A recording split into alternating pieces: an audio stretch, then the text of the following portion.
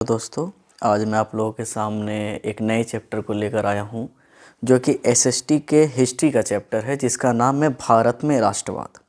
और इनके एमसीक्यू का आज हम सॉल्व करेंगे। जैसा कि आप देख सकते हैं, हमारे पास 15 एमसीक्यू है और हमें इसे बनाने की कोशिश भी करनी है।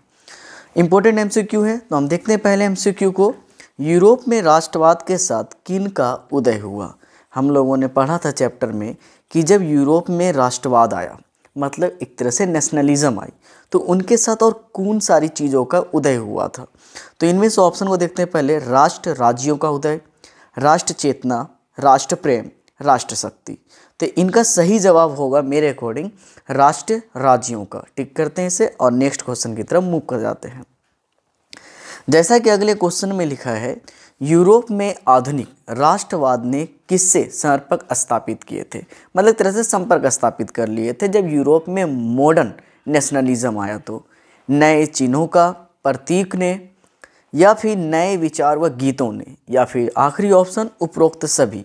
तो हमने पढ़ा था चैप्टर में कि जब यूरोप में मॉडर्न नेशनलिज्म आई थी तो नए सिंबल भी बने थे, नए चिन्ह भी बने थे और नए विचार भी आए थे और नए संगीत भी थे। तो इनका ऑप्शन हो जाएगा उपरोक्त सभी। अगले क्वेश्चन को देखते हैं। किसके नेतृत्व में कांग्रेस ने एक विशाल आंदोलन खड़ा किया? हम सभी जानते हैं कि कांग्रेस पार्टी भारत की सबसे पुरानी पार्टी है, पॉलिटिकल पार्टी, जो 1885 मतलब 1885 में ही बनाई गई है।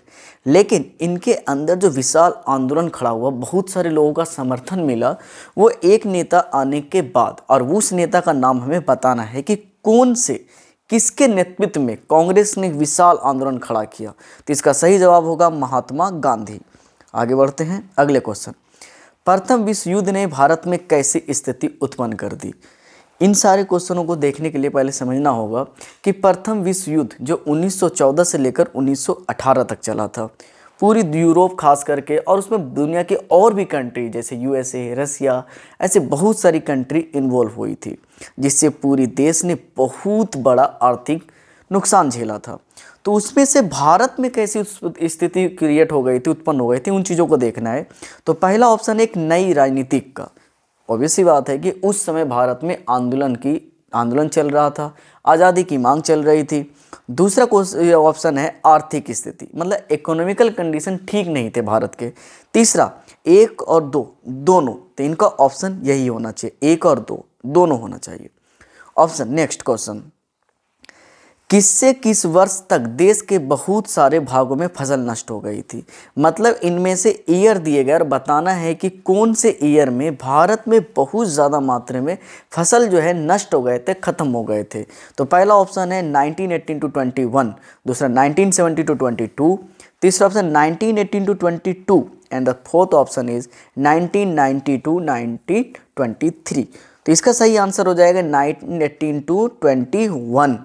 ओके, नेक्स्ट क्वेश्चन, किस वर्ष तक देश के बहुत सारे भागों में महामारी फैल गई थी? हम सब लोग जानते हैं कि भारत में महामारी फैली थी, तो हमें वो ईयर बताना है जिस ईयर में पूरे भारत में महामारी फैल गई थी। तो इनका ऑप्शन पहला है 1990, मतलब 1919, 1920, 1921 और 1922। तो इसका सही जवाब होगा 1921। क्वेश्चन नंबर 7, महामारी और दुर्भिक्ष के कारण कितने लोग मारे गए? जो महामारी आई थी उनके कारण भारत में लगभग कितने सारे लोग मारे गए थे? तो पहला ऑप्शन है 121 से लेकर 131 लाख, दूसरा ऑप्शन 120 से लेकर 130 लाख, तीसरा ऑप्शन 130 से लेकर 120 लाख, और जो फोर्थ ऑप्शन है 120 से लेकर 140 लाख। तो इसका सही जवाब हो जाएगा ऑप्शन नंबर बी, मतलब 120 से लेकर 130 लाख। अगले क्वेश्चन को देखते हैं। क्वेश्चन नंबर 8, किस वर्ष महात्मा गांधी दक्षिण अफ्रीका से भारत लौटे थे? महात्मा गांधी वकालत करने के बाद वो साउथ अफ्रीका में रहकर वहीं पर प्रैक्टिस करते थे, लेकिन उनके बाद वो भारत भी लौटे थे। तो भारत किस वर्ष लौटे थे वो हमें बताना है। पहला ऑप्शन 1913, दूसरा 1915, तीसरा 1914 और फोर्थ ऑप्शन है 1912। तो इसका सही जवाब हो जाएगा 1915। अगला, सत्य की शक्ति व खोज किस विचार पर बल देता है? सत्य की शक्ति जो है वो एक विचार है, वो किन चीज़ों पर जोर देता है? तो पहला ऑप्शन है सत्याग्रह, दूसरा है आग्रह, तीसरा आंदोलन और चौथा है विद्रोह। तो इसका सही जवाब हो जाएगा सत्याग्रह। क्वेश्चन नंबर 10, भारत में सत्याग्रह आंदोलन किसने चलाया?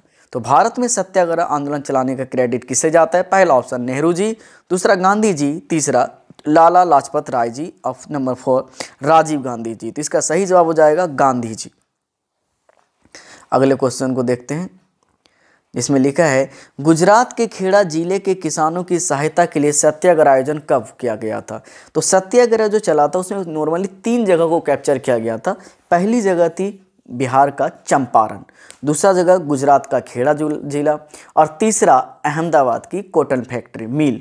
तो हमें इसमें क्वेश्चन ने पूछा गुजरात के खेड़े जिलों में किसानों की सहायता के लिए, तो इसका पहला ऑप्शन 1916, दूसरा 1915, तीसरा 1917 और चौथा ऑप्शन है 1918। तो इनका सही जवाब हो जाएगा 1917, जो कि बिहार के चंपारण में भी 1917 में ही सत्याग्रह स्टार्ट हुआ था। क्वेश्चन नंबर 12 गांधी जी अहमदाबाद कब गए? यही क्वेश्चन है, सत्याग्रह में वो अहमदाबाद भी गए थे। तो इसका सही जवाब पहला ऑप्शन देखते हैं 1916, 1917, 1918, 1919। तो इसका सही जवाब हो जाएगा 1918। अगला क्वेश्चन, रॉलेट एक्ट कब पारित हुआ था? रॉलेट भारत में अंग्रेजों के द्वारा बनाई गई एक कानून है जिसे भारत में लागू किया गया था, पारित किया गया था, पास किया गया था। वो ईयर बताना है हमें। तो इस पहला ऑप्शन 1917, दूसरा 1918, तीसरा 1919 और चौथा है 1920। तो इसका सही जवाब हो जाएगा 1919। अगला, जालियांवाला बाग हत्याकांड कब हुआ था? हम सभी जानते हैं कि बैसाखी फेस्टिवल त्यौहार को मनाया जा रहा था अमृतसर में और अंग्रेज़ों ने उस पर गोलियां चला दी थी। तो हमें इसका देखना है जालियांवाला बाग हत्याकांड कब हुआ था। तो इसका पहला ऑप्शन 12 अप्रैल, दूसरा ऑप्शन है 13 अप्रैल, तीसरा ऑप्शन है 14 अप्रैल और चौथा ऑप्शन है 11 अप्रैल। तो इसका सही जवाब हो जाएगा 13 अप्रैल 1919 में चलाया गया था। लास्ट क्वेश्चन इस सीरीज का, अमृतसर में पुलिस ने एक शांतिपूर्ण जुलूस पर गोली कब चलाई थी? यहाँ पर देखना होगा कि अमृतसर में पुलिस ने एक शांतिपूर्ण जुलूस पर गोली चला दी गई थी। वो डेट कौन सी थी? पहला ऑप्शन 12 अप्रैल, दूसरा ऑप्शन है 13 अप्रैल, तीसरा ऑप्शन है 11 अप्रैल और चौथा ऑप्शन है 10 अप्रैल। तो इसका सही जवाब होगा 10 अप्रैल। हम देखते हैं हमारे कितने आंसर सही है। तो सही आंसर जैसा कि आप देख सकते हैं कि you have completed history chapter 10 and your score is 15 correct out of 15। तो हमें 15 सही मिल चुका है। आप आंसर को इस जगह से मिला सकते हैं। पहला, यूरोप में राष्ट्रवाद बिल्कुल सही है।